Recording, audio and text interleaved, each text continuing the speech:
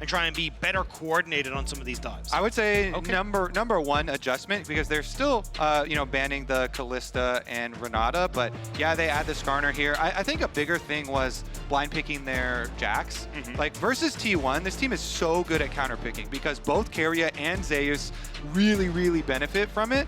And so you don't really want to blind pick any of your early matchups and just kind of go the normal route, which is you just go jungle and then, I mean, I guess if there's a priority on one of the Caps champions, but you could just go your bottom lane and not really reveal too much there. I am always a little nervous though when I see Oner on Vi, because he has been exceptional on this pick. I was even talking to Chronicler yesterday and he was saying how happy and thrilled he is to see Oner really stepping up on the world stage, and I think a lot of that has been his counter ganks on the Vi, being able to turn around quick plays, and we saw in the last game how good T1 were with that.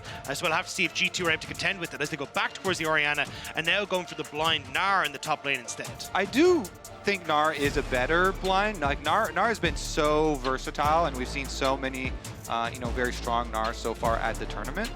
We'll see if that's enough of an adjustment. It does open up the Rumble if we want to see that from Zeus in the top lane. We went all the way through picks and bans in game one. Jax as well. It's more of a skill matchup, but Jax will start to take it over as the game goes on. Personally, I do like the Rumble with the Vi, just because you do get that equalizer Vi-ult combo, but they're going to go back towards the Jax and try and have more of a threat on towards the side lane, which can always work out incredibly well, especially when you see that Orianna already. I think maybe the adjustment is that Rumble does sometimes struggle against Nocturne because your ultimate, you can't get full value. Sometimes it's really hard to see the perfect placement. So maybe that's what he was thinking, not wanting to play team fights and having to work around that. Whereas Jax is definitely a bit easier, but again, T1, yeah, something we saw a lot at MSI from Mickey. That Halo Blade's Poppy was causing problems. We also saw it from Broken Blade in the top lane in matchups into the Cassante. Braum once again banned away by G2. They really don't want that unbreakable shield to have so much presence in the bot lane. I am surprised to see the Poppy though, because traditionally it's like, hey, a counter to the Jax, right? But you've already got the Gnar. And you're more than likely again going to see this counter pick for Keria. So I think Poppy only really works in that counter pick role. So I think if you end up taking Poppy, you could have gone back towards Nico or something and had this really devastating bot lane. I agree with you, but I think with the prevalence of lane swaps, there's always the possibility the Poppy just gets to be out on the map and you've lane swapped away from it, right? So I do get you. I think but Poppy it's only is for a short while. True. Right? So. I think Poppy is more specific for counter matchups, but you already have 3 dashes on your team. You try and want to stop the Poppy from having too much impact. There's the Xayah band away. G2 once again looking for that dive onto Gumayusi strategy. Exactly. They're very clear about this. They're trying to ban out anything defensive for the bottom lane. G2 really want to go very aggressive down there and kind of fight T1 on their own terms, honestly. So let's see what T1 do this time around. Very similar, just going to lock up the Jhin first. I wonder if it is then just going to be the Draven Leona take. I know we went Nautilus last game, but personally I think the Leona was kind of a little bit more helpful in being able to set up for this non-committal engage and some of the follow-up that could work with the Orianna Nocturne, even just denying that access thanks to that solar flare on the follow-up for that combo. Counterpoint, Mickey really did fund the Nautilus death toll. That was like 8 or 9? I have Nautilus as my pick as well, so I don't mind the Nautilus. Sorry, again. lads, Mickey juiced the Nautilus death fund for sure. He was in there.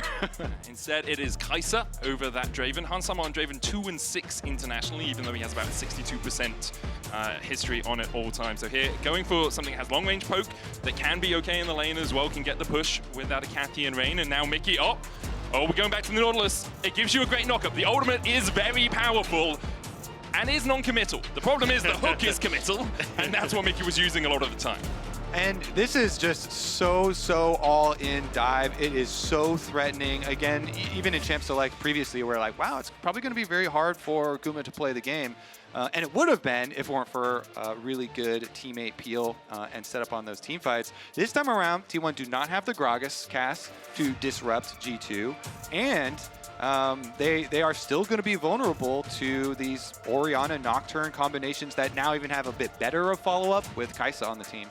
But I think as well, you've just got so much pressure on towards Caps in the mid lane with T1 now. It was the Skarner trying to play off the Ahri in the last game. Vi significantly easier to try and set up for those plays. So I think there's going to need to be a lot more vision around this mid lane to support Caps. And it is going to be a little bit difficult to try and get that with Mickey having roam timers to try and facilitate any sort of player in the mid. So I think T1 have a easy to execute early game into what was traditionally just their side lane split push from the last game. And here we see compositions once again rounded out for G2 and T1. T1 one game away from making it to Paris 5 years ago. We were last in Europe for Worlds. It was G2 that denied them that opportunity. It was for finally. You're at 2-1. You do have another series after this, but last year things started collapsing after this sort of point. We all know, NRG beating G2 in that 2-2 I saw series. you giving me the side eye there. You don't want to be in that spot. Sorry. I mean, you shouldn't be. NRG played better. Honestly, though, on your point for this T1 roster too, remember back to last year and their run and all of the interviews talking about, they thought that this roster would even break up, probably. So I've just been so happy to continue to follow this roster throughout the year, and for them to really start peaking again here at Worlds again would just be such a cool story for them. Let's see about the level 1, though. That was not a cool story for Mickey last time. He's getting the heck out of there. Yeah, I do think, though, like T1 was kind of on everyone's bingo card as the team that was probably most favored coming into Worlds with the big meta shift, right? Faker being able to go back towards champions, he really enjoys like the Orianna and the Ahri, these control mages in the mid lane, and then Zeus being able to again play through carry tops, Oner being that facilitator and setup. Like you think back to how strong he was in picks like the Rel with these flash over the Ash arrows into that big crash down to win tournaments for T1. So this feels like T1 starting to drift back into what made them so potent and what turned them into multi-champion world championship title holders. No lane swaps here, Kobe. I know you're quite happy about that fact. Zeus trading with Broken Blade, both of them gone grasp in this top lane, so expect a lot of that, hitting each other with your handbags, just trying to get that extra health. Yeah, and of course my favorite part about standard lanes, non-lane swaps, is that junglers actually get more choices. And you have a lot of options. When the bottom lanes like this, from Champ Select, you're just like, are so willing to make it spicy. And then you also have a top lane matchup like Jack's Gnar, where Zeus is trying to harass early on, push the wave, chunk the mini Gnar while he's very vulnerable there. I just feel like there's so much more skill expression for junglers in particular during non-lane swaps. That is just, it's just more exciting skill expression. There's a lot of skill expression in PvE. All right, you can do a lot to get your There is skill expression in lane swaps as well. It's just very different. Hits him with the Vault Breaker. Caps doesn't flash away. Oner doesn't burn his flash either, but Caps now at 100 HP. Does have the TP to get back that wave. Not in a good state for him. And this is what I was talking about from draft. It's significantly easier for Oner to, again, just go for this transitional gank, pick off Caps, and completely turn the lane in favor of Faker. And now it becomes incredibly difficult for G2 to try and set up, because Yike wants to just free farm until 6. If you end up putting pressure on towards mid lane as this Nocturne and Oner shows up, that could be an absolute disaster, but he's trying to do so nice and early. Caps flashes away from the charm. Does spring it out from Yike for a little bit of extra movement speed on the chase. Faker here might have to flash because Yike is looking for that fear. Gets the red buff slow, but he doesn't know where Oner is, so has to back away. Exactly. You can't over chase in those situations, running past those mid lane brush, and so it is in the end gonna be the advantage there with the flash. So we'll see about repeat ganks, because the #1 most obvious thing in the entire game is Vi plus Ahri. Level 6, guess what? You're dead. And now Caps does not have his flash. We'll see about the timer for it to come back up, but that is a huge, huge alarm that goes off and kind of changes your mid lane vision priority. Like, you constantly have to keep track of it. And even look at this path from Oner, who sweeps around through the tri-brush to come steal away your second Raptor spawn. Whenever mid lane matchup is a big point, the mid lane steal away of Raptors for junglers is always a very, very high objective, because that allows you to continue to camp around mid lane without dropping resources. Oner looking for that gank once again. Caps on dissonance himself and has enough movement speed to get back to the safety of the tower. Yeah, Faker was pushing at the wave. He wants to try and reset, but I was a little nervous when I saw Oner taking those Raptors, because immediately you can just go in towards that mid lane, and if Caps is trying to play aggressive to deny Faker's reset, that could be where he punished, but didn't end up going that too far forward. And now it's Oner moving back up towards his top side for his own camps respawning to make sure that he's going to keep this little bit of a camp lead thanks to that Raptor steal. Yeah, and of course Yike on the opposite side, doing some similar stuff there. They got the ward onto the second spawn of T1 Raptors, so it will see Oner's positioning. I think Oner, Zenith Blade's going to go on to Mickey here, tries to dredge line away. The chase continues as Hansama tries to put some damage back onto Gumayusi. Mickey down to 200 HP, Hansama stunned as well. The hook wide there for Mickey. Trying to set up perhaps for Yike to come in for a fight. think Yike might have even been a little bit too far away to follow up on that, so it may have been a blessing in disguise that one went a little bit wide. So Gumayusi will get the lane pushed in. Hans, I think, right call to stop the reset and actually pick up this wave, because Oner is going to be on that top half of the map. But yeah, I think this is still a nice little win for the T1 bot lane in the 2v2. Yeah, much better than game one for them. We did see Oner topping the stats for most of the junglers here at Worlds so far. I think coming into this series, Oner would have been my standout player for T1. Zeus, after game one, kind of puts his name in the hat as well. But Oner, I think, has just been so consistent for T1 here at Worlds. Especially on the Vi pick. Like, you think back to their game against BLG, where BLG were consistently trying to make plays on sides, but it was Oner showing up. Now you get Yike, who's trying to hover around mid with Mickey, and it's Oner in position alongside Keria. It was kind of this duo that was such a threat in the early stages to deny a lot of these early leads, or accelerating some of the early gold leads the teams have picked up against them. So it's great to see Oner firing on all cylinders, but it's terrifying if you're a G2 fan. Interesting sequence of movements here. T1 sending Zeus down towards the bot lane, where Caps has gone to try and push out that wave. G2 brought Hans and Mickey into mid to try and get the shove there as well. The problem for G2 is if they do look for an engage, Zeus still has the TP, where Caps does not. So this could very quickly turn into a 5v4. Broken Blade very low on rage as well, starting to build it up as he jumps onto Oner. He's only a third of the way there so far. Oner going lower though, Dustbringer coming out, double flash as Mickey looked for the flash hook. Meanwhile in the bot lane, Caps is trading up with Zeus. Keria going back in, Faker with the Spirit Rush, has 2 charges left. G2 need to get away because Faker can look for another Spirit Rush, another Orb of Deception. Won't find too much more. G2 start up the grubs. They're quite hurt though. Half HP on Yike. Broken Blade building up towards that Mega, looking for a Gnar into the wall if anyone advances through that choke point. I love G2's calls there, playing for damage. You saw Caps down here actually poking out Zeus, and then immediately jumping on the 2 separated in river to just play for some health bars to be able to get yourselves the objectives first. The small chunks in damage allow them the opening. Again, a 3 grub start here for G2. We'll have to see if they can try and keep that pressure up, because you can see how hard T1 are fighting to try and deny them. But a nice job from Caps as well on that bottom side, because one of the big things that, as Medic was alluding to, the potential TP, but Caps puts pressure on towards Ace to deny that opportunity to try and come in. And T1 were trying to be sneaky against Broken Blade there, but the ward just spots them out. Okay, start for G2. T1, though, will still be relatively happy with the position they're in. They have a slight gold lead for Zeus. They have a slightly larger gold lead for Gumayusi on this Jhin, and they really start to come online when they get that first item, second item. Now, both level 6 on Oner and 7 on Faker means they have that cease and desist Spirit Rush combination.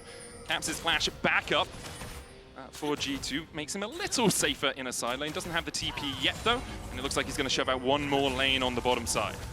I mean, I'm not even trying to give you guys coke. Don't do it, man. Yeah, I mean, we want good League of Legends. No, you're off. No more talking. Shots told me to, but I legit actually prefer the G2 comp side with the small adjustments that they made in this game. So because they have the actual versatility of the Kaisa for later, and because this time the top lane matchup is Gnar versus the Jax instead, doesn't have to worry about the disruption from the Gragas. I actually really like the little adjustments here. So for the sake of the fans as well who want more excitement, I mean, it would be much more exciting if G2 were able to take this game, and obviously, as LEC casters, we are slightly biased in that regard, but continue to watch the game and just want the best League of Legends we can see. T1 here will be able to get the Drake. G2 really shouldn't fight this, because Broken Blade TP'd up to the top lane only a few moments ago. If they try to invest, obviously Zeus can join the battle, and they would be at a numbers disadvantage again. They won't battle against it. See Yike just hovering Hansama and Mickey in case anything does happen, but with Gumu and Keria backing away, just going to be this wave getting shoved out. Big question will be, can T1 with the Ahri plus the Vi here find themselves a pick? Already, you see the bottom lane moving up. One of the biggest objectives when you do have Vi Ahri is to try and control the vision between the river here, so you can have these alleyways where you go for those picks and then you get to turn them into extra pressure on the map. And so Keria and Guma also doing their part in that, trying to keep it clean from bottom lane. You see the control wards all the way up through the river, warding up here too as well. And so Caps, I mean, he has had confidence this game in his movement, which has definitely been very key. And his flash cooldown that was actually blown has gone unpunished. So at least they're doing quite well on that front. Yeah, I'm curious to see how T1 are going to open up on the map now, because there is a way that they can immediately shift Gumayusi in towards mid and try and make some sort of play on towards caps with the curtain call, especially when you've only got 50 seconds until those void grubs are up. But it looks like they're just going to shift Faker up towards that top side. I wasn't sure if they just went all in on trying to burn that flash, but Miky... Oh, Faker goes in with the Spirit Rush, the Charm landing as well, and Miky is done for. First blood in the first 2 games. Miky dies, Oner takes the kill. By Ahri. Pretty good at getting picks because they can jump over walls there, but also, you know, props to Miky keeping up with the Nautilus Death Fund. That's one more for us. I do as well have that. Double ults burnt.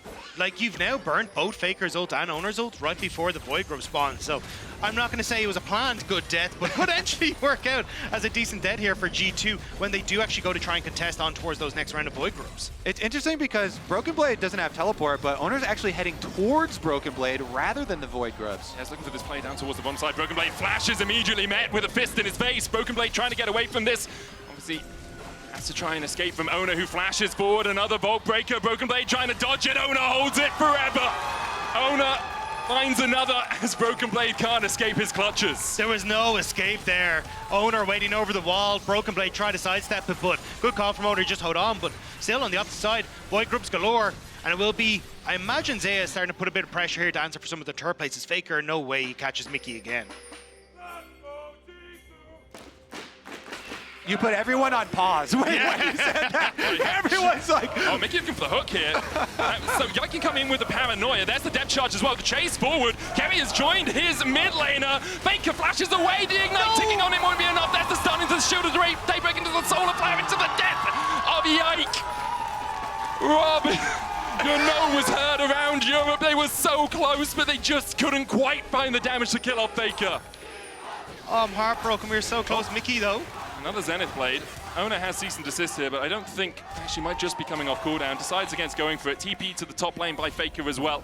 G2 will walk away wounded and 1.6k behind. Oh man, Faker with one of his getaways.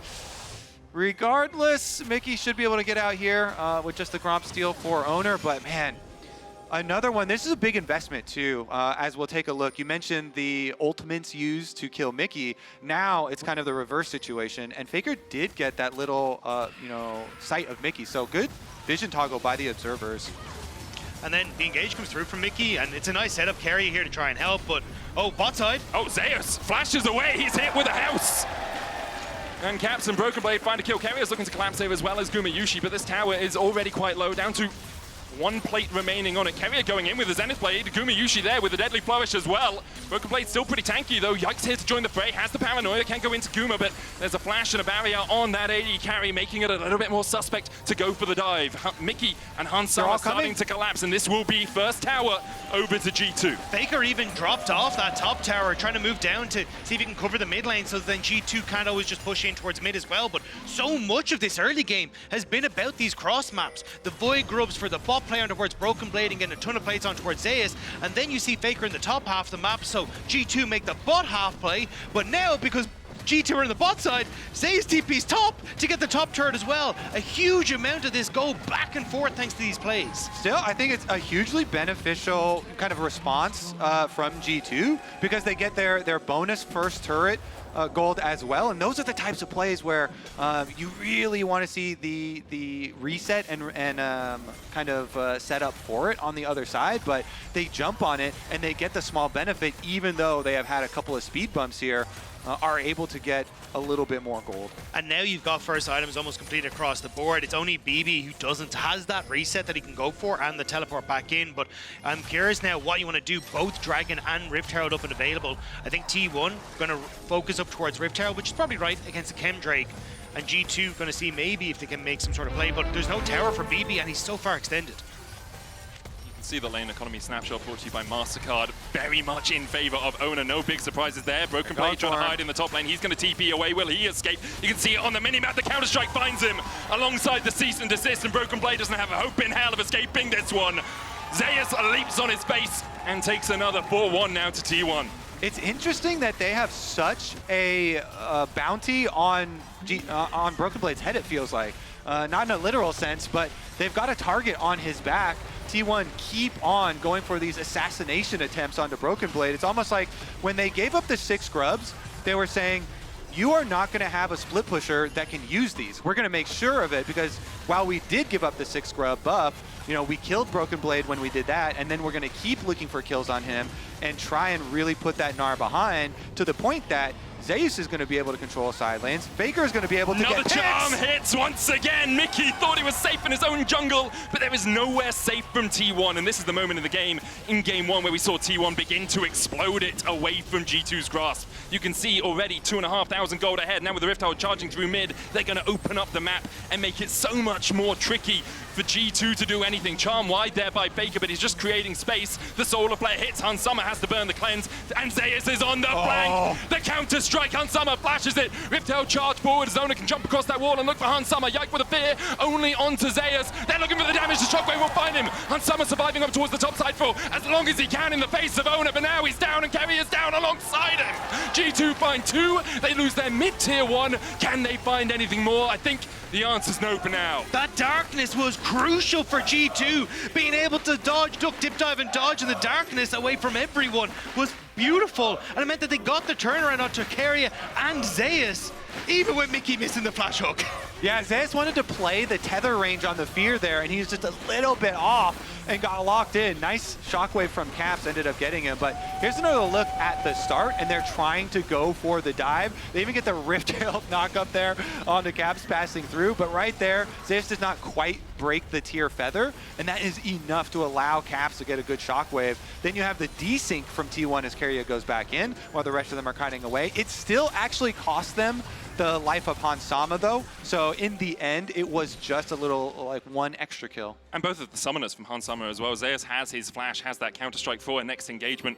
2 minutes 50 on the next Drake means it's likely to be a little while before we see that battle beginning. I will say though, for G2, even though it is just some gold, it is into the hands of Caps, and that's where exactly where you want it. The big shockwave plays are going to be the ones that you need to try and leverage yourself back into this game. You have the Nocturne delivery. We'll see if they're able to make something. It won't be now, because of course they're splitting and trying to grab tower first. I think it still will be a little tough for G2 though, because Caps has gone for this more defensive build. Upping in towards the Zhonya's first means he doesn't really have that big firepower. I think it's the correct way to go, because there's a lot of threat here with the dive from Oner and Faker and even Keria being able to follow up, but it does mean that you just lack that oomph in your ultimate for this Orianna. At the moment, T1 in control of the game, about 3,000 gold ahead. A Drake apiece means there's no soul point soon, but we see Caps pushing in the top lane and the TP behind. Zeus on the collapse, has the flash. Caps goes one way, Zeus goes the other. Now he tracks back, knowing that Caps is there. The paranoia coming out as Mickey and Yike look to collapse. The flash away from the shockwave from Zeus is gorgeous. And once again, Zeus in this series puts G2 in their place. T1 have been doing such a good job of collecting G2 members on these side lanes. Every time they step up, there's a TP behind. They're punishing the overextensions, and that's twice now on that top lane that the solo laners of G2 have been caught. Yeah, that one was a little bit questionable. I know that they also have Gnar pushing on bottom side, but after Caps took the first tower on top side and then pushed the next wave, we kind of thought that was going to be the moment for him to actually back off, but the deep ward allows Zeus the ability to pincer. And the only thing I can think of is a potential Zhonya's completion. He wanted just one more wave to finish that because he's fairly close, it would seem, but still I think very greedy for him. We'll see. There's always that mental edge of T1 just took our tier 2 in the bot lane. Let's at least get a chunk on their tier 2 in the top lane as well. As you say, Zhonya's almost there for Caps. 1 item as well on Hansama. 2 though on Gumayusi on that Jhin is the Mosquito build, but Jhin's have been doing quite a lot of work with it at this Worlds anyway. T1 trying to gain control of this bot side jungle. Their vision control has been pretty solid so far. Mickey almost caught out, has to blast cone away. No safety in towers in that bot lane. Only the inhibitor tower still remains there for him. 30 seconds on the Mountain Drake, and T1 have control of the Rift. Okay, Hansama, if they could wait a little bit and buy some time for his flash to get up, it's not a lot of time that they need, but it would be very impactful for the next team fight. And it's only 20 seconds. He did just complete his Rage Blade, so They definitely have some really good looks here. EB's just finished his Mega now and he's gone in. He still gets the Gnar into the wall. The backline, Gumayusi flashes away. The shockwave, I think, went a little bit early there as Broken Blade is forced low. Spirit Rush forward by Faker as T1 begins to collapse. And Mickey's burst on the menu again. Faker with a Spirit Rush across the wall, looking for Yike. No curtain call connects, and G2 are able to walk away. Great target selection from T1. They see that Broken Blade is about to go mini Gnar, immediately engage onto him, and Gumayusi, the perfect timing on the flash. Caps doesn't get the shockwave onto him, and T1 are able to win out on the fight.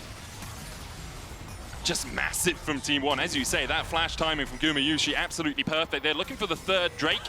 Oner will go back towards it. They were just kind of checking to make sure that G2 hadn't snuck towards the Baron to try and take that away, while T1 were getting themselves to 2 dragons in this game. Timing really has been the biggest advantage for T1. I feel like not only the defensive kind of timing there with the flash, but also they never hesitate on their engages. When you watch this T1 roster, when they're at their best, it is always these very quick, flashy engages that they do not hesitate on, and they punish you immediately. I mean, right there even, they jumped to, as soon as they saw their first target in River, immediately go for it, and pincer from the other side as well.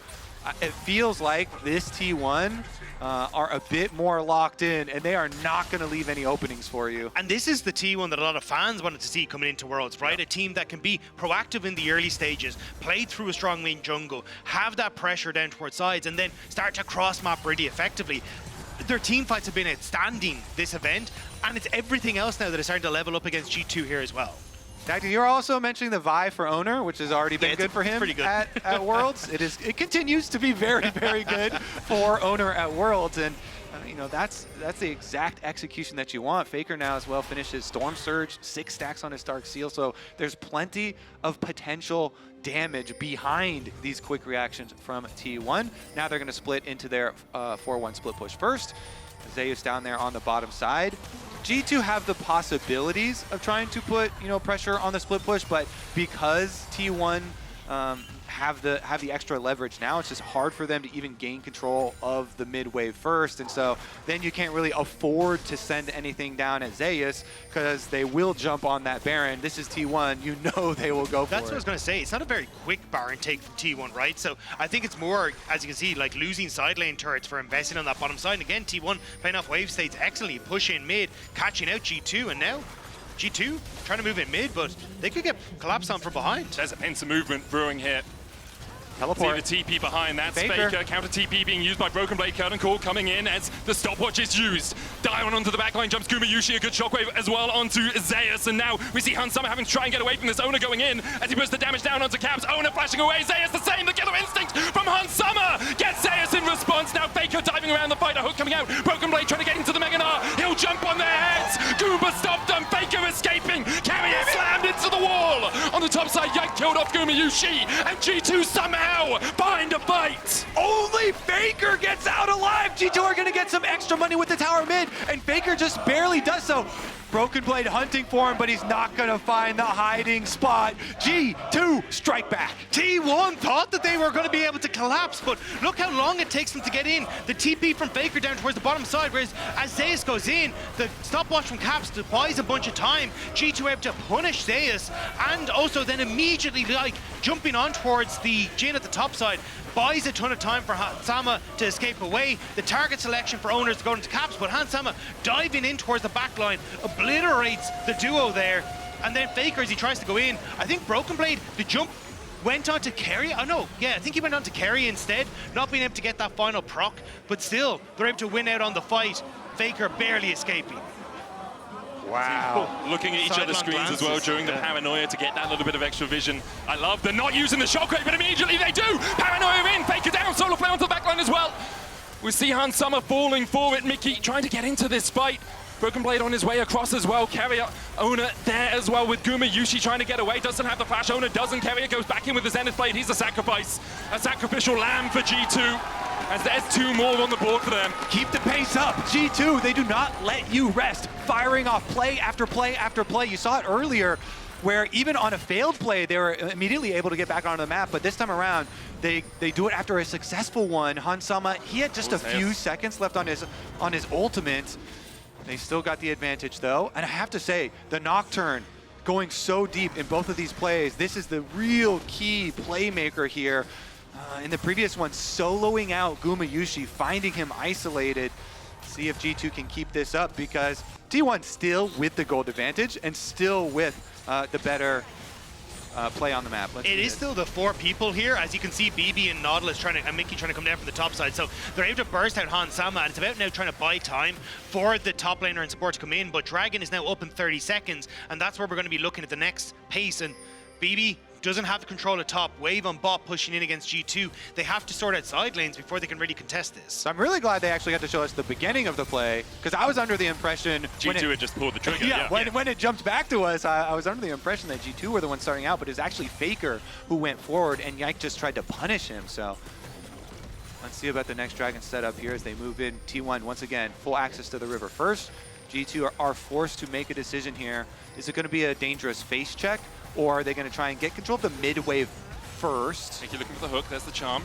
Deadly Flush going in. Oner looking for that back line. The solo play. His 2 paranoia coming out. Oner can't go in with the engage. Zeus now locked out. Pops the stopwatch to buy himself a little bit of time. He's feared though. The shockwave hits onto Oner as he looks for the engage. Goes in with the cease and desist. The Guardian Angel still sitting on Oner's shoulders. Will bring him back to life. Broken Blade with a good double Gnar into the wall. Oner trying to get back in with that shield from the Vault Breaker, but he will fall. Baker can't escape Broken Blade. Gumayusi now trying to dance his way away, but the eyes are on Keria for G2. They're looking for one more. Gumayusi will have the fleet, will have the move speed from this Jhin. Broken Blade chucks a house out, can't quite land it onto Guma's back. Caps with the dissonance. There's the slow from the red buff. They dodge the captive audience, and Guma's down 2. An ace for G2. G2 are coming alive. This combo finally working out for them. And Caps in the middle of that used the darkness to hide the Orianna ball in the brush as T1 went to walk forward, and it catches them out completely unaware. Their team fighting is just so much better this time around with the small adjustments that they made from game number 1. Zeus does have his teleport ready here, but he's not going to go for it. You have to think that it's still going to be a G2 Baron. Now, you said it in game 1, Kobe. G2 great at fighting from behind, and here we see them coming to life in Berlin, looking to get themselves to 1-on-1 against T1 in this quarterfinals qualification match. But you can see the difference that Zeus is having when he doesn't have the Gragas and that big ultimate. He's trying to play in the front line and get involved, but it just doesn't have that same effect. And as the darkness comes through, they're able to buy space then. Zeus has to go in, goes golden, but watch the Orianna ball. It moves in towards the bush, then sets up for that big shockwave as well. And it's after that, again, just moving back, buying space here as BB using that ultimate, clears out 2 members, and it's G2 constantly rotating this front line to block spells, block abilities, until Broken Blade is just able to take over in the back line. Yeah, T1 could not pressure Caps there. Caps actually just taking over on the Ori. Really good kite back from G2, and then pushing forward on the transformation of the Gnar as well. Now with the Baron buff, they can get so many rewards. Tier 2 tower doesn't stand a chance. That's another 800 gold for the team, immediately picked up. Void Mites from their 6 Void Grubs spotting out. Faker being forced back to the fountain, has the flash, has the TP, but G2 are trying to open up the base. Oner looking for that flank. His GA not back off cooldown yet, about half the way forward. Inhibitor tower and inhibitor for G2 in the top lane. They take a gold lead for the first time in what feels like the series, at least in the last 30 minutes or so. They'll all reset. Broken Blade was adding pressure in the mid lane. Drake still 4 minutes away. G2 have a minute and a half of this Red Bull Baron power play to really try to put the screws into T1. So, earlier, when you didn't have hope, I was trying to give you guys hope. Now, take it away. Now, though, it started to bubble. We are close to Faker getting a death cap on a very iconic champion for him, the Ahri here. So I think that is going to be one of T1's main goals, to get the death cap for Faker and then have one of these kind of classic Faker plays to try and pull out a big pick and dissect G2 as they're looking to push in, as G2 are looking to close the loop here on T1. You know, they already have topside taken care of with the inhibitor. Now with the Baron buff, it's very easy to 4-1 split push. But will T1 be able to pull something magical out? Well, they're trying to. Zeus is in this top side trying to shove in. They sent Ahri to try and help him out, so looking to go for that cross map. Just G2 though, dropping, only playing off of 2 waves. Now the reset comes through for Broken Blade. He has no TP, so T1 maybe looking for the TP ward that's right in behind them. At the moment, you can just see it on the back of your screens, but G2, they end up rolling away, don't want to overextend. That ward had my heart in my mouth for a second because you could see it. Zeus TP's in, catches a couple of stragglers off the reset. G2 will just take a tier 2 in the bot lane. 4,000 gold lead for them as well. 3 items on Hans Sommer alongside that Seeker's Arm Guard. 3 on Caps, but the king has got his crown. Death cap completed for Faker. It may be heavy, but Faker was the one that stepped up at MSI in that 5-game series to deny G2 Game 5. Will it be Faker again to deny G2 a chance of making quarterfinals today? Fitting he also has the ring to match the World Championship ring, you know? Yeah. I will say, though, this G2 comp, with the small changes that they made, they're so much more durable. And you see not only the Sterix Gauge that was on Yike here on this Nocturne. Wait, Mickey flashed into a wall and hooked? Never seen that before, eh? No. I think he was I looking didn't for the see it flash. either. I think never he saw what he face did, planted. actually. It's Pretty just sure he crazy. face planted. Back to Yike, though, he's also got a Guardian Angel. So, you know, Yike is going to be able to go deep, and Caps has been able to stay so safe with his Zhonyas in the back line, just constantly providing so much threat. So we'll see here. You even have another stasis built by Hans Sama. It's just so durable for G2. They're just bullying them. Solar Flare, Hans Sommer dodges, only gets slowed. Broken Blade goes in with an arm only onto Oner. Zeus is TP'd in behind, and he dives onto Hans Sommer immediately. And Hans Sommer has a stopwatch, but he doesn't have much life left afterwards. He manages to get away with the killer instinct, but Mickey and Caps are only down. Oner face blasts the wall this time. Broken Blade left it to his own devices, and T1 clean him up. The flash in from Zeus with a counter-strike. Mickey trying to dredge line his way out of this one, but Faker's on the chase, as is Keria. And Mickey, those hooks are sending you to Davy Jones's locker. Faker will take it. T1 will take the fight. Mickey is gone 6 feet under, but G2 cannot fathom how T1 have got in behind them so consistently. It was a delay played on the TP. It's a delay take on Mickey because 50 seconds until Dragon will deny a lot of control to G2. But T1, again, these great teleport flanks for Zeus. And even though that looks funny to follow him around, and Mickey knows he's a dead man, it actually is strategically sound to delay the Nautilus death for a longer death timer there. So they actually even hurt them further, knowing that he is a dead man walking, chasing him around, but it's all about the teleport. And look at this setup as well, right before the tower goes down. Yeah, he's Broken Blade goes on towards Oner, but it's Faker as he starts to shove out to buy space as the Zeus TP comes in, and it's Hansam who's basically dead to rights as this play starts off. The teleport flank gets right behind him. Their back line has to scramble. Both Hansama and Caps have nothing left here. Even though Oner fails to flash over the wall and isn't able to go get Caps, they do chase down Hansama, and the Dragon's Soul is theirs to set up. Wait, Zeus has hiding once again. Look at him. You can see Mickey's only just getting off towards where the red buff is. The paranoia comes out. It's Guma that secures the Drake. They're looking up towards the top side. Zeus caught out with the paranoia, gets the counter-strike, but there's the fear as well. The killer instinct coming in from Hansama as they look to catch out Zeus. The rest of T1 trying to come back to defend their top laner, but Zeus will be down before they can get there. G2 find one.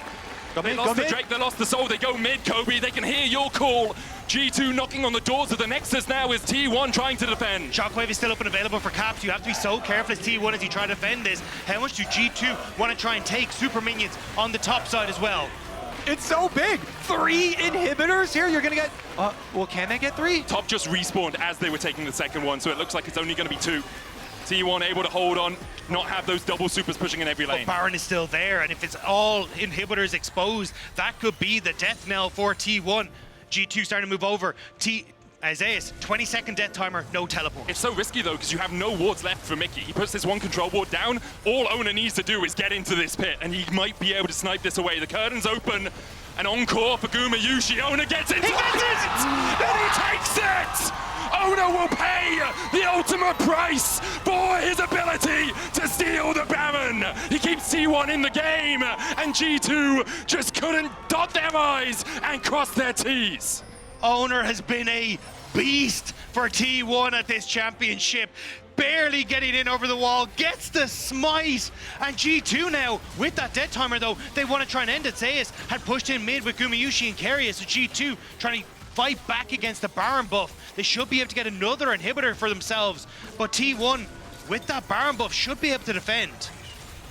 The tankiness the minions get from the Baron buff, they'll be spawning in a few seconds' time for T1. There they are. They'll help them defend. Faker goes in. Dead charge. Shockwave! There's two knocked up, but Zeus is already on the back line. The Gnar coming out from Broken Blade as well. Zeus is doing so much work. Caps down. Hansama running for his life. Faker charms up Broken Blade. Zeus is just ripping through G2. Faker survives on the backline. Yike trying to do everything he can. The paranoia will help him take out his enemy jungler. Hansama trying to survive here. Zeus has to call off the chase, but T1 once again hold on to the game.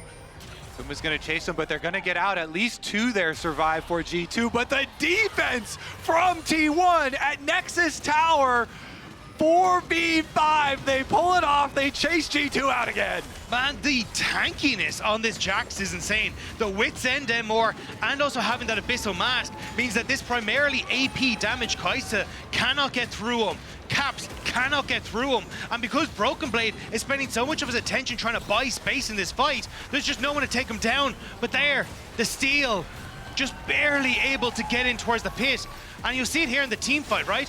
Faker goes in, good charm, the shockwave is great, but as Broken Blade goes forward, it's Zeus who nobody can get through this health bar. This Kaisa relies primarily on the passive damage, but it's just not doing enough with this much MR on the Jax. Yeah, the layering of the Leona ultimate into Zeus Jax jumping onto the backline there was so big, got them so much space.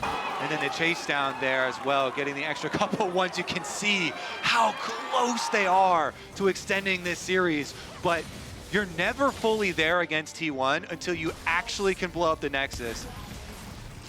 Here we go, though. This flash as well. As you say, G2 looking for another push here. Hansama, Mickey, and Caps pushing out that bot side. Can't see if Zeus has his teleport up. Faker does. Any flanking wards, G2 have to do their due diligence here and clear out as many as possible. Double supers pushing in for the next minute and a half for G2. Zeus, though, an absolute monster so far this series, continues to be a thorn in the side of the LEC #1 representatives. Most painful thing for G2 is that they have to fight into this Mountain Soul. It is so difficult, the extra durability on T1. And T1 constantly, you're seeing that how much burst damage they can apply. Ooh. Faker here, swing and a miss though. That might be a nice opening. G2, again, double stacked up, lines of super minions coming in, so much inevitable pressure. Look at top lane as well. Faker is the charm, only onto Mickey. Deadly Flourish will find him as well, but Mickey tanky enough now, has the Night's Vow and the Locket. And those Merc Treads. Faker's going to deal with the push in the top side. His Spirit Rush will be back off cooldown, relatively shortish, because he has that Malignance. You can see already a quarter of the cooldown has gone down. Double supers now, pushing in bot. Faker being met by Broken Blade. Mickey on that front line. Caps trying to do what he can here as well. The Nexus Towers are under siege from the super minions, but they've been cleared out. Oner charging up the Bolt Breaker, looking for a little bit more. Doesn't go in. Hansama looking for those Void Seekers as well. BB is half health though. Faker did a good job of chucking him out. Zeus now stepping forward. Nobody willing to hit him. G2 behind is Faker. He's looking for the Spirit Rushes up in a second's time. Faker's met by Yike. Mickey on the front line. The Shockwave going out as well. Broken Blade lands the Gnar, but doesn't get a stun onto anyone, and G2 disengage. They're desperate to try and get anything here, but T1, they just cannot be fought back. The health bars are so good. The waves are still crushing in, but Zeus is standing tall, the difference maker for T1 once more. Honestly, it is a slight, like, that's a mini win for G2, the teleport, because teleports are very big when Elder Dragon is coming back onto the map, you know, only 30 seconds. And while both inhibitors now here respawn for T1, and they kind of deal with that extra pressure from mid and bottom, they're still going to be forced into a situation here where G2 should be first to the objective, the biggest one on the map, the Elder Dragon, the evening factor. The big thing for G2 as well is T1 haven't left their base in about 3 minutes time, so there's no deep wards possible unless Keria has snuck his way in behind somewhere. The hook's going to land onto Oner. They look for the engage. Oner now has to burn the flash. Zeus has his TP and he's going to match the supers pushing in the top side. G2 have control of the river right now. Solar player Hansama only slowed. The Caps is the one they dive into and immediately assassinate him. Caps is swimming with the fishes and Hansama is going to join him. T1 immediately pounce and G2 don't know what hit him. T1 are forever clutch and G2 are finding out about it in the worst possible way. Zeus chasing down Broken Blade as T1 turn towards the outer Yike. The last one was stolen. Can you find revenge? A vision in the pit. Gumayusi trying to keep him at bay. No paranoia for Yike, but does have the flash. Guma will take the blast cone. Yike Can you do it? We saw you steal one versus Hanwha live. He puts the Dustbringer over the wall and immediately backs away. G2 have called, do not fight this fight, we can take the next. But the next will be versus a very scary T1, an Elder and a Baron buff. And so little stands in the way of T1. Inhibitor turrets are the only thing blocking them in Europe against a double buffed up T1 that have been relentless at denying you in this game. That was crazy. The face check there, then Oner flashes away and they use the blast cone to jump onto Caps' head. Even with these defensive items we keep pointing out for G2, the Guardian Angel and Sterix for Yike, the double Zonias for both Caps and Hansama, T1 just keep on assassinating them. Yeah, they get to see it here. Oner flashes over the wall, and then as they start to step up again, I mean, they spot Caps for just a second there at the back, and it's the setup that they need. They follow up immediately, and they absolutely destroy the Orianna. God, Oner is crazy. He's just done so much this game, you know, not to mention stealing away the Baron, but constantly good engages for them. A minute left on the Elder Drake. 2:20 on the Baron. All three inhibitors stand for G2, but I don't think that's going to be the story in the next minute's time. T1 now advanced down mid lane, 5 strong. They have been for the last 2 years, looking to defend their world title. A minute left on this Elder Dragon as well means that 2 more waves that you have to try and hold off. But I don't even know if you get that.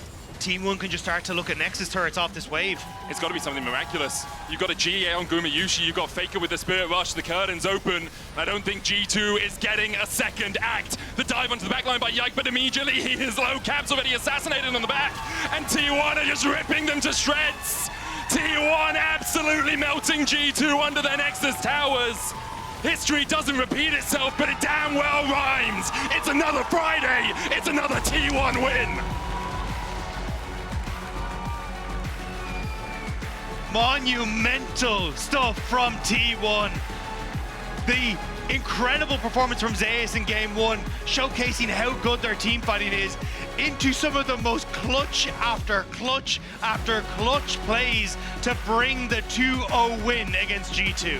T1 are such a hard team to finish off in any game. That they are. T1 advancing to the quarterfinals. We're going to hand it over to the analyst desk before we get into the second series of the day.